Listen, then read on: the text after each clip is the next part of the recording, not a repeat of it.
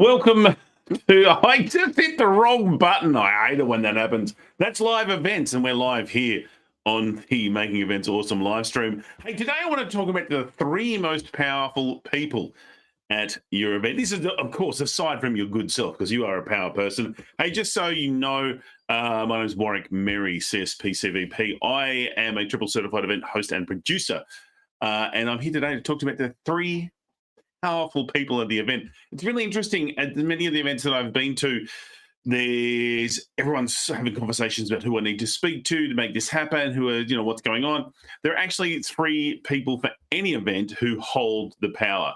Number one, it's going to be the owner of the event, whoever the event client is. Maybe you're doing something for a particular company, so there will be a person and it might be the head of the committee or it might be the CEO.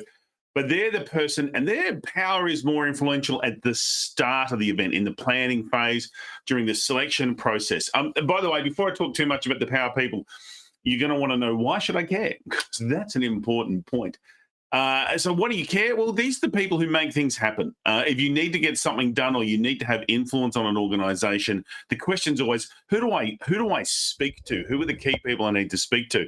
And once you can work out what the name of these individuals or these roles are, that's going to make things have a big difference for you. So starting off, probably the most powerful person in the planning phase is that head of committee or CEO or whoever it is that has that key position within the organization. It might be the chairperson of the association or the whoever is the driving force behind it. The second most powerful person is, of course, going to be the conference organizer. Now, they might be an external event planning company or PCO. They might be internal. There might be an internal PCO person who's responsible for making it all happen, pulling it all together. They're really powerful, again, in that planning phase and also during execution. So on the floor or in the booth when things are actually happening, they're the person that you need to have that conversation with just to work out what's going on, what if you need to have some changes, if there's need to be flexes, if there's certain issues, they really are that person to speak to. And the third, and just as powerful person on the day of the event, in the actuality when that event is happening, is of course going to be your host or MC, and there might be a couple of MCs, however it's working, because they have impact about what happens on stage. In the training that when I train people on being an MC, basically, the three rules of an MC is, number one, it's your stage. Nothing happens on that stage without your permission. Number two, timing is everything. And number three, when in doubt, see rule one. So they are a very powerful person. So if you need anything to happen, they're going to make it happen. So those three powerful people are whoever the head is within the organization, the PCO that's running it, and the MC or host. Those are the three power people at any event if you want to make stuff happen. Now, sometimes you might have someone who's in charge of the expo floor and someone who's in charge of the stage area. And that's, but at the end of the day, it's going to be that conference organizer.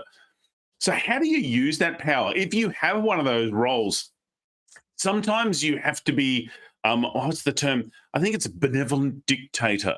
So you've got to understand that you have the power and you need to use it at times. This can be a challenge when you have some sponsors or someone who thinks they deserve a bit of stage time or they need to be getting more value than their competitors or whatever. So it's just, you have to, I think the word no is a very important word to learn how to use. I learned this as an MC way back when I was the school captain at my high school. I would, every Monday, I'd have to be up on stage and I would typically give the sports report and people would feed me the information that I would say because I didn't care about sport. And back then, it was like I got to say what was said and I made a few mistakes. And I realized that some people were just trying to, get something said from stage. And so it was about saying no. And I've learned over the years that what you say no to will have more influence on your success than what you say yes to. So it's important if you are one of those people in a position of power to say no, if people are asking for certain things that are beyond their sponsorship package, beyond what they want as a speaker, whatever it is that you can do that needs to minimize that impact. And that's where that rule of being a host, that rule number 2 of timing is everything, is important too. So it becomes that getting people off stage. I think that's really important. And as a speaker, it's important to understand that this is not about you. It's all about the delegates. At the end of the day, the whole event is all about the delegates. We need the delegates to have an awesome time. And so we need them to support the sponsors. We need them to like the speakers. We need them to do all that kind of stuff. So therefore, we've got to make sure the focus is on them and they're getting everything that they need. So they are the three powerful people: the head of the organization, or the head of the organizing committee of the organization who's making the event happen, the head of the conference organizing company who's organizing the conference, and then the host who's on stage. So I just have you consider that next time you're involved in the event. It's important to make sure that they know who you are and that you have them on side so that you can actually get what you need so that you can do a great job for the delegates. So I'm interested in your thoughts. Who are some of the power people? Have I missed someone? Maybe there's someone else who's, could be head of catering, but now that there's a lot of online events, you, the viewer, are the head of catering of your own event. So is there anyone who's in a position of power who I might have missed? I think they're the three, and they're the three that I typically will try and influence or have a really good relationship with. But I'm just interested, your thoughts. If you're watching replay, give me the old hashtag replay and let me know your thoughts. Hey, I'm going to be back here again next week.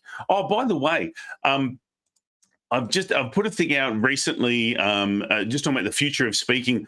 I've been having some conversations with some other speakers, also some conference organizers, about what's happening here in Australia.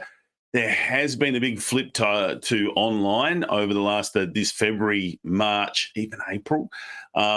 So that's interesting. But I did have a great conversation with the head of MIA, the chair of MIA, and also two of Australia's power bureaus, talking about the future of speaking, which is pretty much just this year. We cannot go any further out. If you're after a bit of information, check that out. Go to that website there and have a bit of a look. So, yeah, it's very interesting with good old Omicron hanging around. We're still going back to back to the online, and it's just hanging around more than what a lot of people wanted or expected. So, anyway. Hey, thanks for joining us. I look forward to your company next week. We're back here at 9 a.m. on a Thursday, 9 a.m. Melbourne time, that is. Thank you for joining me. And, yeah, don't forget, those are the three power people that you need to know. Be friendly to, because they might get you yet another job. All right. Thanks very much. See you next time. This is the end of live stream dance as LinkedIn tidies up its